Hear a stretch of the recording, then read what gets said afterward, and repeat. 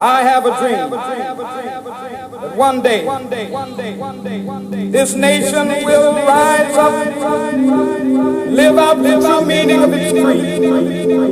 We hold these truths to be self-evident that all men are created equal. I have a dream. Ok.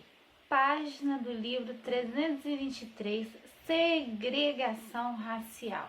Professora, já houve ali a guerra separatista, norte, sul, né? O pessoal dos Estados Unidos ali estava brigando para ver quais colônias iriam se tornar, né, abolicionistas. De fato, quais colônias seriam ali? Colônias não, agora a gente está falando de estados, né? Os Estados Unidos da América, ele agora não existem mais colônias, nós estamos falando de estados que pertencem ali a uma nação. Os estados, a nação dos Estados Unidos da América, nação norte-americana.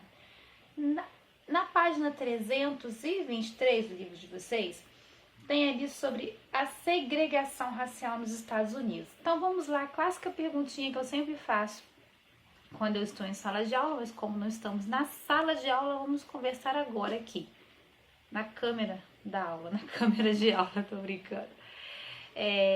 O que vocês pensam, o que passa pela cabecinha de vocês quando a gente fala assim que os Estados Unidos da América, né, libertou os escravos, o Sul realmente pegou e fez ali a abolição, né, ocorreu de fato, né, a abolição aconteceu.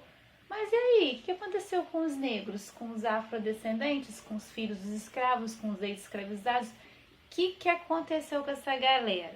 Aqui no Brasil, quando a abolição ocorre, nós vemos que a desigualdade, o preconceito, né, e principalmente a desvalorização do negro na nossa sociedade, ela foi tão escancarada que reflete até os dias de hoje. Isso é uma herança, como nós costumamos dizer, uma herança maldita, não foi uma herança benéfica, né?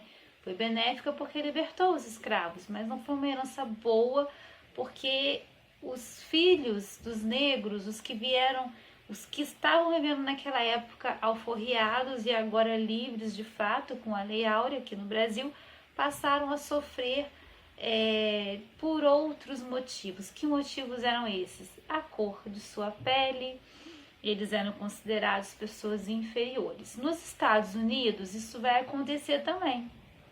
Não pensem você que o negro nos Estados Unidos, quando ele é alforriado, quando ele é livre, quando o Sul realmente, porque o Norte já não era escravista, o Norte não estava mais, acho que o Norte não chega a ter mão de obra escrava, né? O Norte é agricultura de subsistência.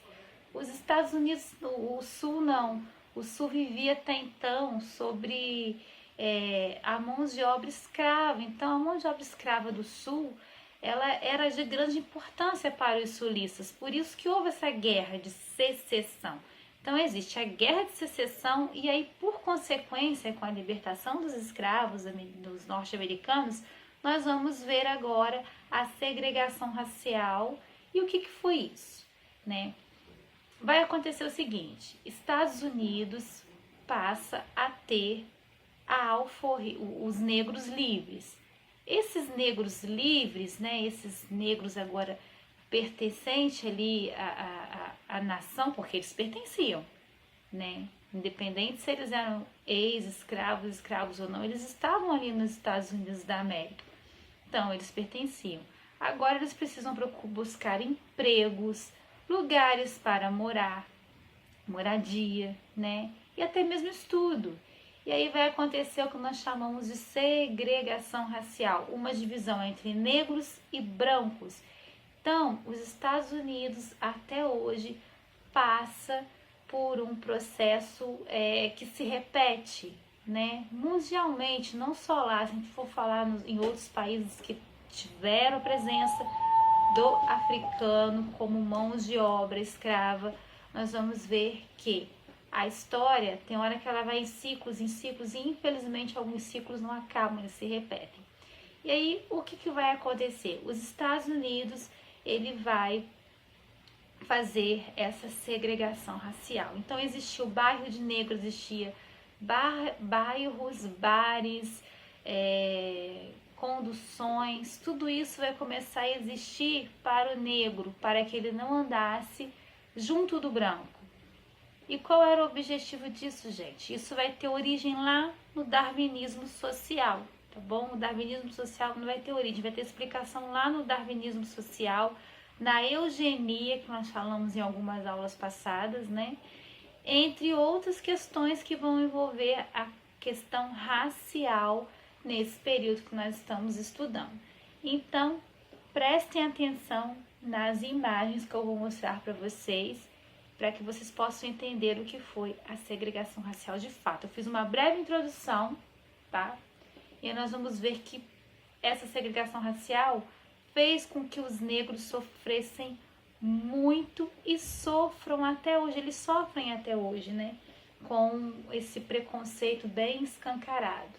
Não só na sociedade norte-americana, mas no mundo. Não é à toa que nos dias de hoje nós temos visto aí o movimento Vidas Negras Importam, né? Então, prestem atenção nesse movimento político, social e cultural, que vocês vão entender o porquê que isso existe, desde quando isso existe. É de agora? Não.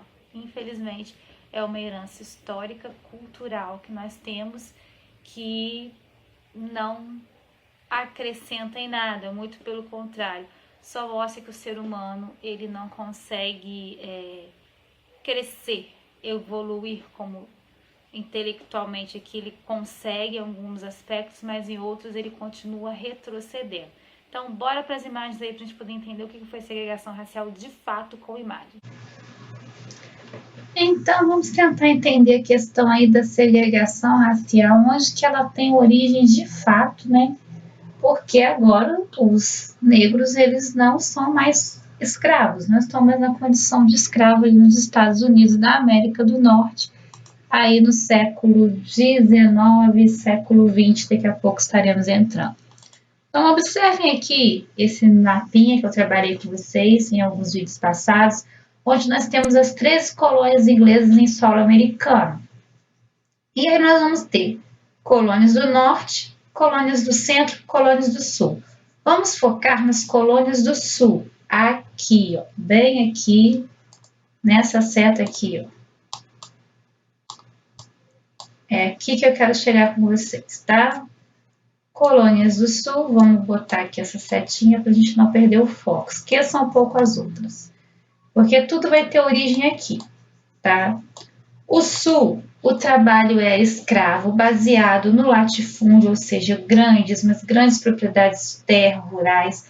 A base era agrícola e se plantava ali, se colhia e se comercializava tabaco, algodão, com que finalidade? Exportação. Então, era um trabalho muito intenso para fora dos Estados Unidos. Então, exigia mão de obra e muita mão de obra.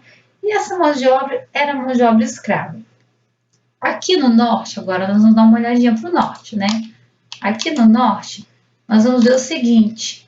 O norte, ele vai permanecer como desde o começo da colonização dos Estados Unidos da América, ele vai se manter de forma o quê? Mão de obra assalariada. Então, eles têm um trabalho, de certa forma, livre, né? Quando eu falo livre, gente, é porque eles não escravizavam, mas quem não tinha condição trabalhava até morrer. Então, pensa um pouquinho. Não era escravo, mas tinha uma forma de trabalho intenso também, tá?